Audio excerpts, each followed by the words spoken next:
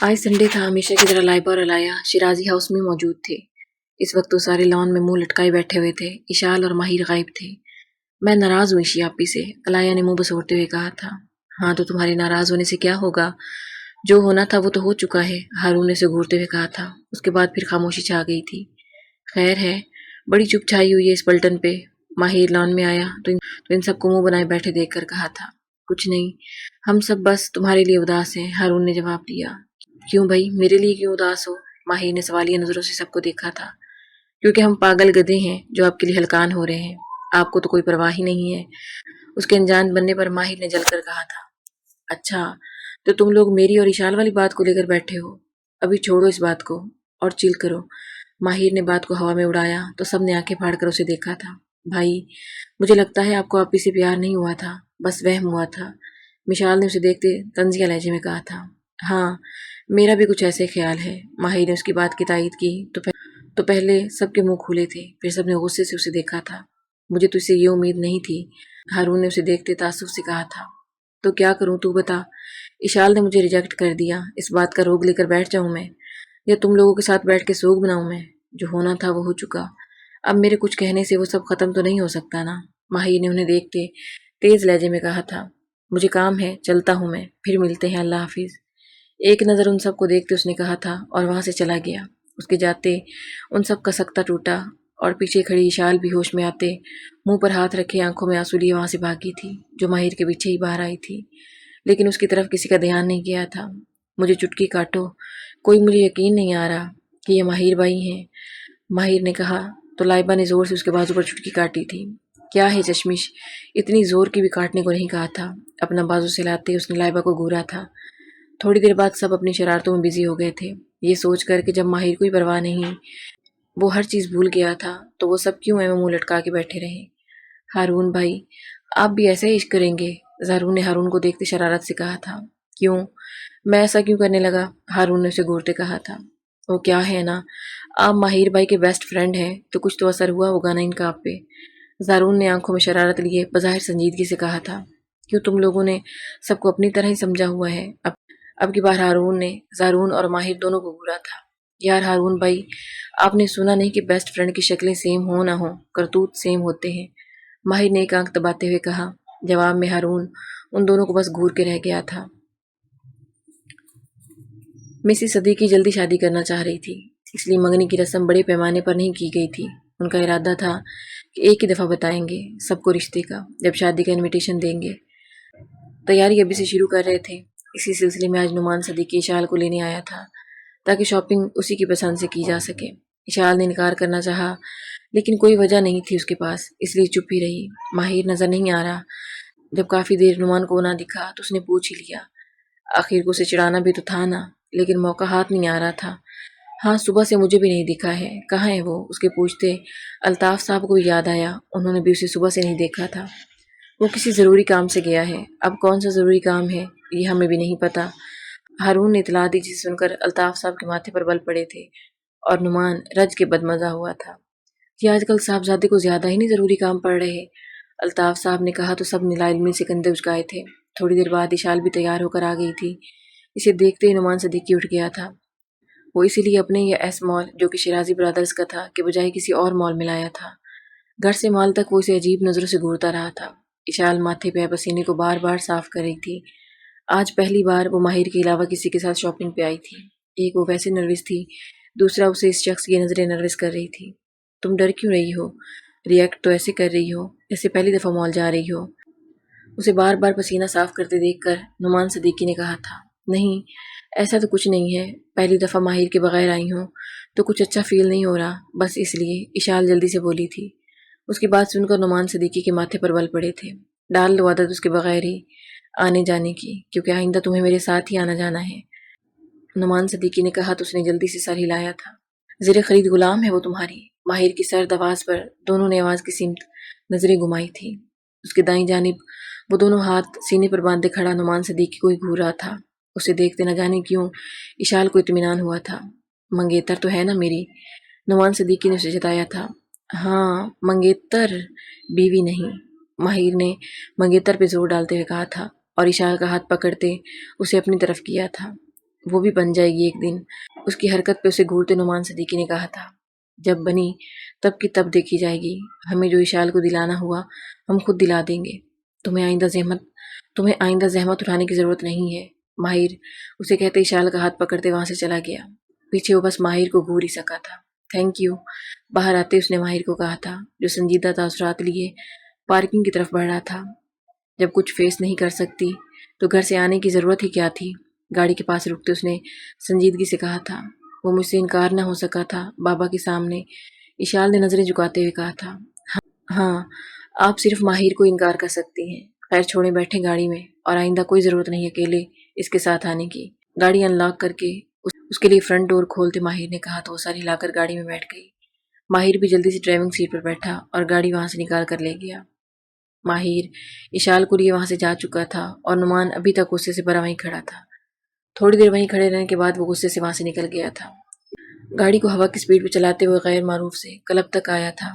جب سے اس کی بات چلی تھی اشال کے ساتھ، تب سے وہ احتیاط ہی برت رہا تھا ایسے کاموں سے، لیکن اب اپنا غصہ کم کرنے کے لیے اسے یہاں آنا پڑا تھا۔ کلب میں آ کر وہ غصے سے پیک لگا رہا تھا اور ساتھ اپنی اور ماہر کی دشمنی کو سوچ رہا تھا۔ ماہر کو تھوڑا ہی عرصہ ہوا تھا آفس جاتے، لیکن اس نے بینڈ بجا کر رکھ دی تھی اس کی۔ وہ اپنے یونیک اور کوالٹی پروڈکٹ لاتا، جس کی وجہ سے اس کے مال کی ریپوٹیشن اور گڈ ول مارکیٹ میں بڑھ گئی تھی۔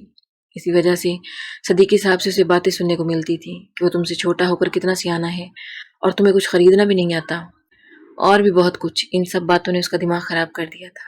آہستہ آہستہ وہ ماہر سے خار کھانے لگا تھا۔ برے کاموں میں تو وہ یونیورسٹی پیریڈ سے ہی پڑ چکا تھا۔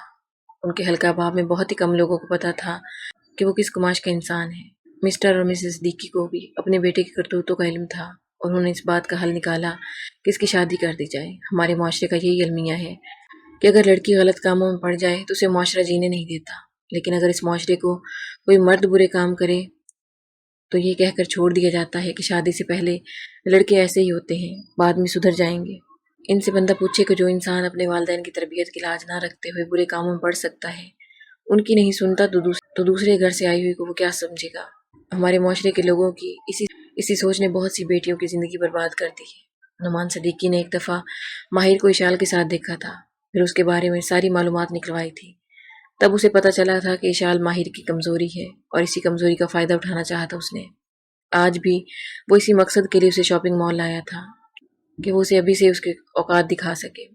اسے 2-3 ملاقاتوں میں پتہ چل چکا تھا کہ اشال ایک دبو قسم کی لڑکی ہے۔ وہ کچھ بھی کر لے، وہ کسی کو کچھ نہیں بتائے گی، لیکن پتہ نہیں کہاں سے ماہر آ کر اسے اپنے ساتھ لے کے آیا تھا۔ آج تو بچا لیا ماہر شیرازی اپنی محبوبہ کو، لیکن کب تک بچاؤ گے اسے مجھ سے؟ ایک دفعہ میرے ہاتھ لگ گئی، دیکھنا کیا حشر کرتا ہوں میں اس کا۔ اس کے تڑپنے پہ تم بھی تڑپو گے، اور تمہارے تڑپنے پہ مجھے سکون حاصل ہوگا۔ نعمان صدیقی نے شراب پیتے نفرت سے سوچا تھا، اور ایک لڑکی کو لیے لڑکھڑاتے قدموں سے وہاں موجود رومز میں سے ایک کی طرف بڑھ گیا تھا۔ وہ اشال کو لیے گھر داخل ہوا تو سب اسے لاؤنج میں بیٹھے ہی ملے تھے۔ اشال کو ماہر کے ساتھ آتے دیکھ کر سب نے حیرت سے انہیں دیکھا تھا۔ یہ اشال تمہارے ساتھ کیا کر رہی ہے؟ الطاف صاحب نے کڑے تیوروں سے اسے دیکھا تھا۔ آپ آئندہ اشال کو کسی کے ساتھ شاپنگ پہ نہیں بھیجیں گے، اس نعمان صدیقی کے ساتھ تو بالکل بھی نہیں۔ انہوں نے جو خریدنا ہوا وہ خود خرید لیں گی۔ ماہر نے ان کی بات کو نظر انداز کر کے کہا تھا۔ اس کی بات پر سب چونک گئے تھے، لیکن کسی نے پوچھا کچھ نہیں پتا تھا، وہ نہیں بتانے والا۔ اس بات کو چھوڑو، تم یہ بتاؤ تم کہاں آوارہ گردیاں کرتے پھر رہے ہو صبح سے؟ الطاف صاحب نے اس کی صبح سے غیر حاضری کے بارے میں پوچھا تھا۔ ضروری کام تھا ایک، اس نے لاپرواہی سے کہا تھا۔ کون سا کام؟ الطاف صاحب نے پھر پوچھا۔ تھا ایک، پھر کبھی بتاؤں گا۔ اس نے ٹالا تو الطاف صاحب اسے گھورتے وہاں سے چلے گئے۔ اس کے پیچھے الیاس صاحب بھی وہاں سے نکل گئے۔ ان کے جاتے ماہر گہرا سانس بھرتے اپنی پلٹن کی طرف متوجہ ہوا، جو سب اسے گھورنے میں مصروف تھے۔ یہ تم لوگ مجھے کیوں گھور رہے ہو؟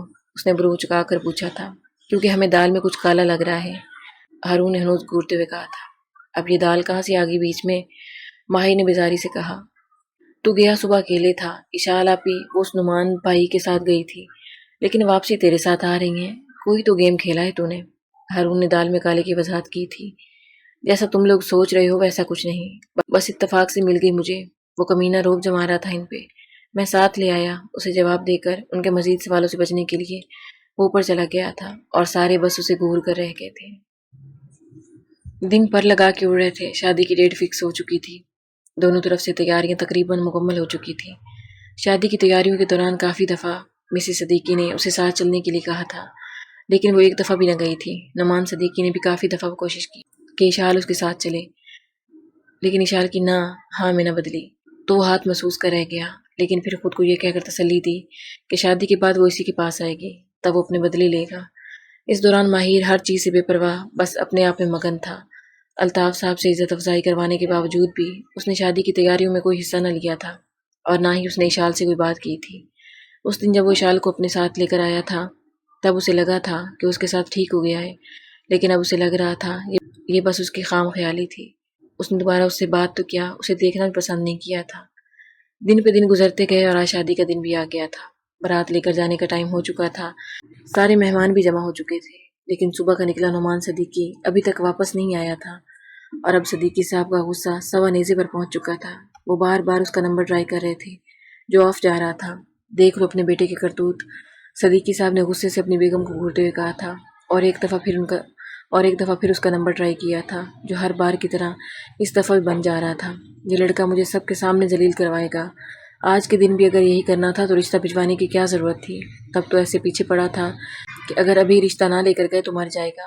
صدیقی صاحب نے غصے سے کہتے ادھر ادھر چکر لگانے شروع کر دیے تھے۔ مسز صدیقی بھی پریشان سی انہیں دیکھ رہی تھی۔ یہ لو الطاف صاحب کی بھی کال آ رہی ہے، کیا کہوں میں انہیں؟ صدیقی صاحب نے اپنے بجتے موبائل کی طرف دیکھا۔ انہوں نے کال اٹینڈ نہ کی، فون بج بج کے خود ہی بند ہو گیا تھا۔ تھوڑی دیر بعد انہوں نے پھر نعمان کو کال کی، لیکن پھر وہی جواب ملا کہ آپ کا مطلوبہ نمبر فی الحال بند ہے، برائے مہربانی تھوڑی دیر بعد کوشش کریں۔ انہوں نے غصے سے موبائل دیوار پر دے مارا۔ جتنی ذلت میں آج دیکھوں گا، اس کے بعد اگر تمہارا بیٹا یہاں آیا تو جان سے مار دوں گا۔ صدیقی صاحب نے شدید غصے سے کہا تھا، کیا پتا وہ کسی مصیبت میں پھنس گیا ہو۔ مسز صدیقی نے ڈرتے ڈرتے کہا تھا، وہ خود ایک بہت بڑی مصیبت ہے۔ غصے سے کہتے وہ گھر سے باہر نکل گئے کہ مہمانوں کو ان کے گھر کی راہ دکھائیں کہ بارات تو اب جانی نہیں تھی۔ ان کا بیٹا پتہ نہیں کہاں آوارہ گردی کر رہا تھا، اور کال کر کے شیرازی ہاؤس بھی اطلاع دینی تھی۔ آج اشال کی بارات آنی تھی۔ وہ صبح سے ہی کتنی بار اپنے ساتھ سب کو رلا چکی تھی۔ وہ اس گھر کی پہلی بیٹی تھی، اور ماں باپ کی وفات کے بعد تو وہ سب کو اور بھی پیاری ہو گئی تھی۔ اس کے دونوں چچاؤں نے باپ کی طرح ہی چاہا تھا اسے، اور چچیوں نے ماں کی طرح۔ انہوں نے ہمیشہ پورا دھیان رکھا تھا کہ اسے کبھی ماں باپ کی کمی محسوس نہ ہو، لیکن کوئی کتنا بھی پیار کر لے، ماں باپ کی جگہ کوئی نہیں لے سکتا۔ اس لیے وہ اپنے ماں باپ دونوں کو حد سے زیادہ یاد کر رہی تھی۔ آج صبح سے وہ کافی دفعہ رو چکی تھی، کچھ ماں باپ کو یاد کر کے، کچھ ماہر کی بے رخی پہ۔ وہ دونوں بچپن کے دوست تھے۔ ماہر بچپن سے لے کر اب تک کبھی اس سے ناراض نہیں ہوا تھا، اور اب ہوا تھا تو اتنا سخت ناراض ہوا کہ وہ اشال کی طرف دیکھنا بھی پسند نہیں کرتا تھا، اور یہی چیز اشال کو کھائے جا رہی تھی۔ اس سے ماہر کی ناراضگی برداشت نہیں ہو رہی تھی، لیکن کرنی پڑ رہی تھی، اور نہ جانے کب تک کرنی ہوگی۔ مغرب کے بعد اشال پارلر سے تیار ہو کر سیدھا میرج ہال ہی آئی تھی۔ فنکشن کا انتظام وہیں کیا گیا تھا۔ آج ماہر بھی ہر کام میں پیش تھا۔ وہی اشال کو پارلر چھوڑ کر اور لے کر آیا تھا، لیکن اس دوران اس نے اشال کو غلطی سے بھی مخاطب نہیں کیا تھا۔ اشال نے کافی دفعہ اسے مخاطب کرنے کی کوشش کی، لیکن اس نے کوئی توجہ ہی نہیں دی تھی، تو اشال نے بھی پھر اسے مخاطب نہ کیا۔ ہال پہنچتے ہی اشال لائبہ اور علایا کو لیے برائڈل روم میں چلی گئی، اور باقی سب مہمانوں کو ریسیو کرنے میں مصروف تھے۔ اشال ریڈ اور وائٹ کلر کے لہنگے میں ملبوس تھی، جس پہ موتیوں کا انتہائی خوبصورت کام ہوا تھا۔ لہنگا ریڈ تھا اور کرتی وائٹ تھی، اور دوپٹہ بھی ریڈ تھا۔ اس کے چاروں طرف وائٹ پٹی لگی ہوئی تھی۔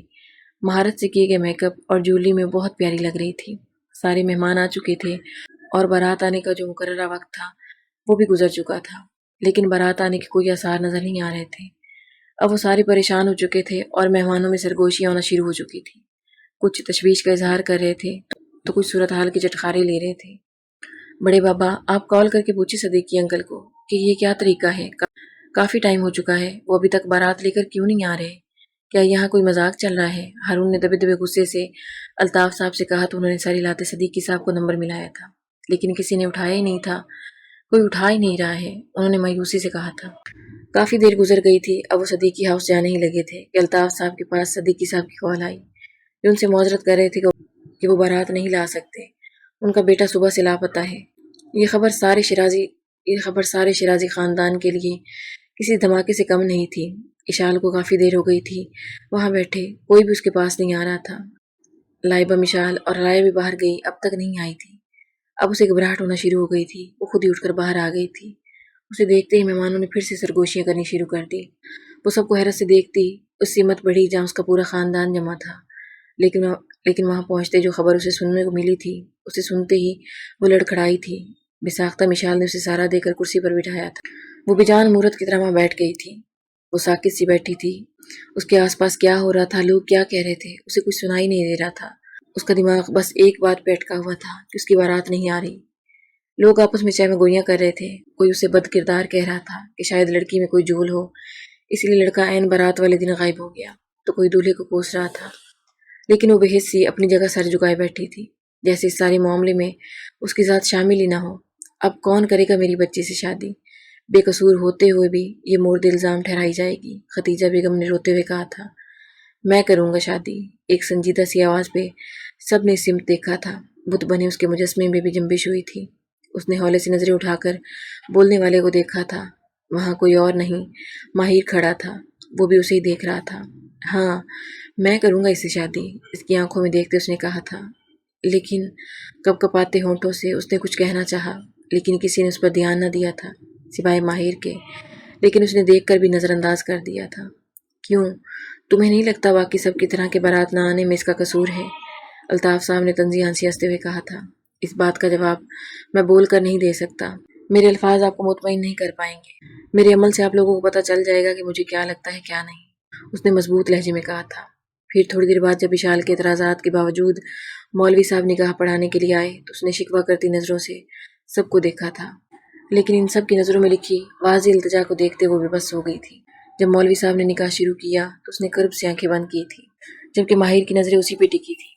اسے اس طرح آنکھیں بند کرتے دیکھ اسے بھی تکلیف ہوئی تھی، لیکن وہ بھی مجبور تھا۔ اسے اس طرح بیچ چوراہے لوگوں کی باتیں سننے کے لیے بھی یار و مددگار نہیں چھوڑ سکتا۔ پھر تھوڑی دیر میں ہی وہ اشال سلطان شیرازی سے اشال ماہر شیرازی بن گئی تھی۔ لاکھ اعتراضات کے باوجود بھی وہ کیا ہے نا، انسان سوچتا کچھ ہے لیکن ہو کچھ جاتا ہے۔ کون کس کے نصیب میں ہے یہ بس رب کی ذات کو ہی معلوم ہوتا ہے، لیکن جو چیز نصیب بدلنے پر قادر ہوتی ہے وہ ہوتی ہے دعا، اور شاید یہ ماہر کی دعاؤں کی تاثیر تھی جو وہ اس کی دام ہو گئی تھی۔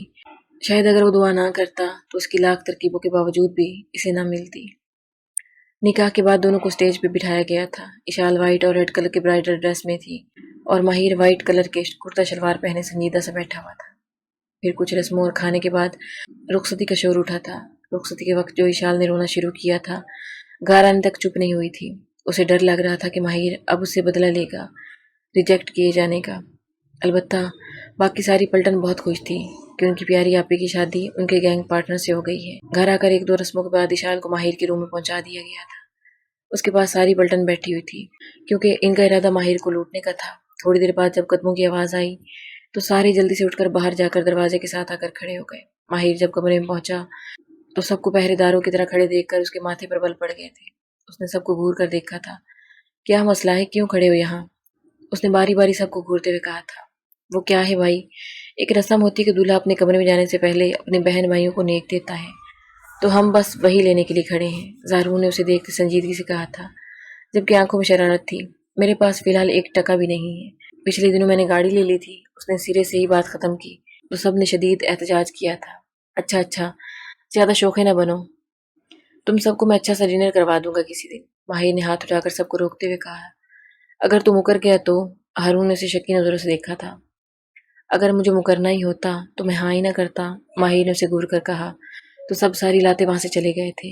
ماہر بھی سر جھٹکتے دروازہ کھول کر اندر داخل ہوا تھا۔ دروازہ کھلنے کی آواز پر اشال کا جھکا سر اور جھک گیا تھا۔ جبکہ ماہر دروازہ لاک کر کے مڑا تو اشال کو بیڈ پر سر جھکائے بیٹھے دیکھ کر چونک گیا تھا۔ اس کے خیال میں تو یہ تھا کہ وہ اب تک چینج کر چکی ہوگی، لیکن وہ اسے اگنور کر کے الماری کی طرف بڑھا۔ الماری کھولتے اسے اپنے کپڑوں کے ساتھ اشال کے کپڑے بھی ہینگ کیے ہوئے نظر آئے جو یقیناً خدیجہ بیگم رکھ کے گئی تھی۔ گہری سانس بھرتے وہ کپڑے نکال کر واش روم کی طرف بڑھا تھا، لیکن یکدم رک گیا۔ آپ بیٹھے کیوں ہیں، اٹھ کے چینج کریں، ماہر نے اس کی طرف مڑتے کہا تھا، لیکن اسے روتے دیکھ کر اپنی جگہ ٹھٹکا تھا۔ رو کیوں رہی ہیں آپ، ماہر نے بیڈ کے پاس آتے اس سے پوچھا تھا۔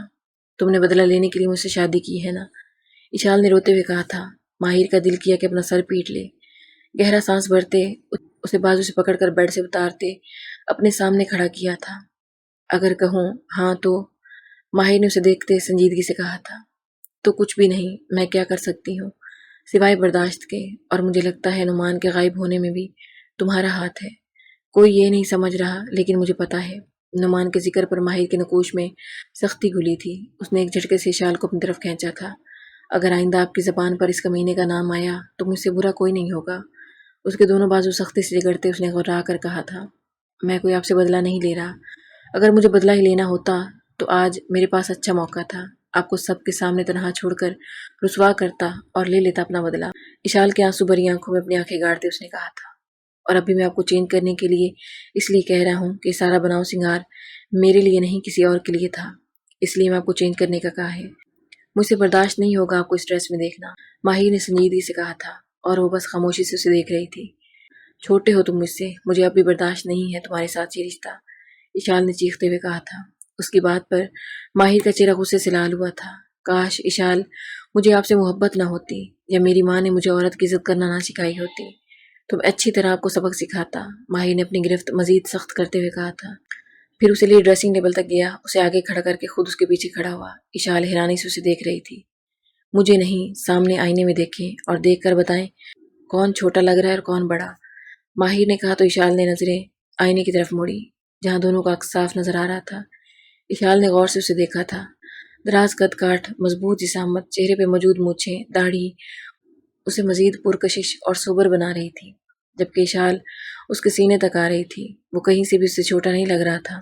ہاں، تو کس نتیجے پہ پہنچی ہیں آپ پھر؟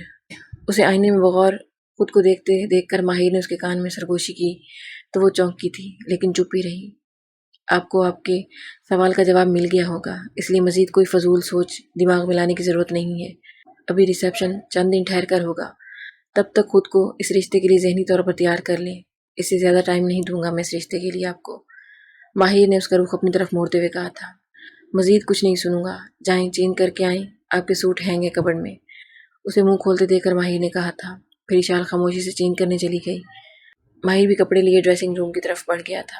اشال چینج کر کے واپس آئی تو ماہر روم میں نہیں تھا، وہ جلدی سے جا کر صوفے پہ لیٹ گئی۔ ماہر چینج کر کے واپس آیا تو اشال کو صوفے پہ لیٹے دیکھ کر اس نے نفی میں سر ہلایا اور آگے بڑھ کر اسے اٹھا کر بیڈ پر لیٹایا۔ اشال نے بکھلا کر آنکھیں کھولی تھی۔